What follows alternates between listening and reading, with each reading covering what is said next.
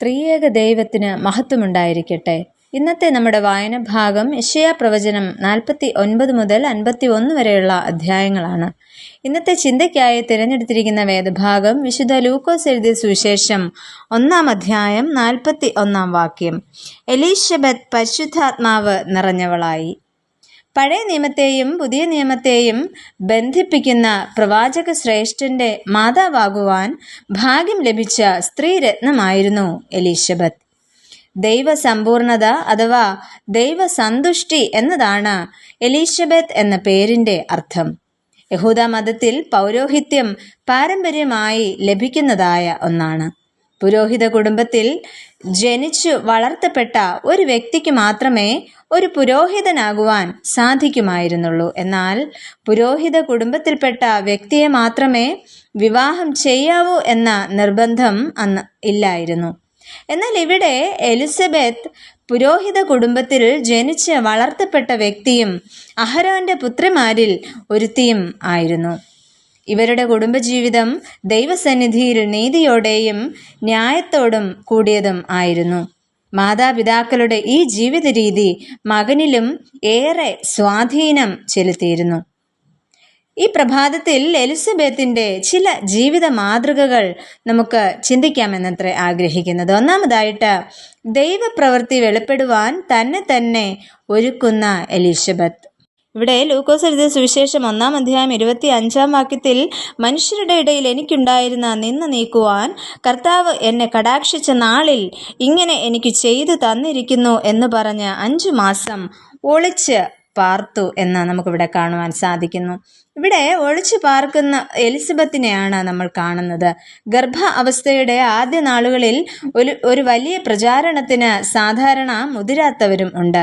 എന്നാൽ ഇവിടെ ഇത്രയും പ്രായാധിക്യത്തിനു ശേഷമുള്ള ഗർഭധാരണമായതിനാലും പരിചരണവും ശ്രദ്ധയും കൂടുതൽ വേണ്ടിയതിനാലും ആകാം ഒരു പക്ഷേ ഒളിച്ച് പാർക്കേണ്ടി വരുന്നത്. എന്നാൽ ഈ അവസരത്തിലാകുന്നു മറിയയുടെ സന്ദർശനം. 2 കാലഘട്ടത്തിലുള്ള വ്യക്തികൾ ഒരേ അനുഭവത്തിലൂടെ ഇവിടെ കടന്നു പോകുന്നു. 2 പേരും അപമാന ഭാരത്താലും ആയിരുന്നു. ഒരാൾ വൃദ്ധ, എന്നാൽ മറ്റേയാൾ കന്യക. സമാനതകളും ചേർച്ചയില്ലായ്മയും പൊരുത്തക്കേടുകളും ഏറെയുണ്ടെങ്കിലും ദൈവപ്രവൃത്തി വെളിപ്പെടുവാൻ ഇരുവരും തങ്ങളെ തന്നെ പുനഃക്രമീകരിക്കുന്നു. പ്രായവും പക്വതയും ഏറെയുള്ള എലിസബത്ത് വളരെ തന്മയത്വത്തോടുകൂടി ഇവിടെ കാര്യങ്ങൾ കൈകാര്യം ചെയ്യുന്നതായിട്ട് നമുക്ക് മനസ്സിലാക്കുവാൻ സാധിക്കും. അത് എലിസബത്തിന്റെ ജീവിതത്തിൽ ദൈവത്തിന്റെ പ്രവൃത്തി വെളിപ്പെടുവാൻ കാരണമായിട്ട് തീരുന്നു. രണ്ടാമതായിട്ട്, പരിശുദ്ധാത്മാ നിറവിന് യോഗ്യയാകുന്ന എലിസബത്ത്. ഗർഭാവസ്ഥയിൽ പരിശുദ്ധാത്മ നിറവ് ലഭിച്ച ഒരു വനിതയെയാണ് നാം ഇവിടെ കാണുന്നത്. ആ അനുഭവത്തിൽ കർത്താവിനെയും മാതാവിനെയും അനുഗ്രഹിക്കുന്നതായും നാം കാണുന്നു. അങ്ങനെ പരിശുദ്ധാത്മ നിയോഗത്തോടെ പരസ്പരം ചുമൽ കൊടുക്കുവാൻ 3 മാസം ഒന്നിച്ചു പാർക്കുവാൻ ഈ സ്ത്രീരത്നങ്ങൾക്ക് സാധിക്കുന്നു.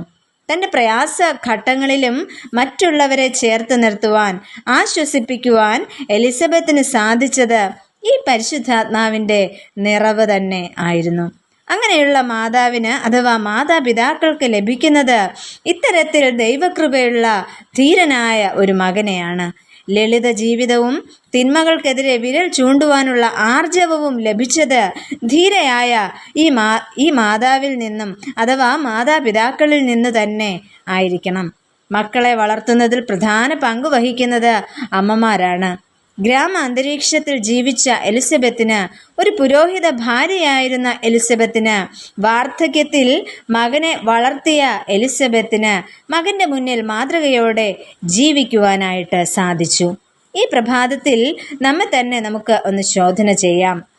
എലിസബത്തിനെ പോലെ തന്മയത്വത്തോടെ കാര്യങ്ങൾ കൈകാര്യം ചെയ്യുവാൻ, പരിശുദ്ധാത്മ നിറവോടെ മക്കളെ വളർത്തിക്കൊണ്ടുവരുവാൻ ദൈവം നമ്മെ ഓരോരുത്തരെയും സഹായിക്കട്ടെ. നമുക്ക് പ്രാർത്ഥിക്കാം. പ്രിയ കർത്താവേ, മാതാപിതാക്കളായ ഞങ്ങൾക്ക് മാതൃകയോടെയും പരിശുദ്ധാത്മാവിൻ്റെ നിറവോടെയും ഈ ലോകത്തിൽ ജീവിക്കുവാൻ സഹായിക്കണമേ. ആമേൻ.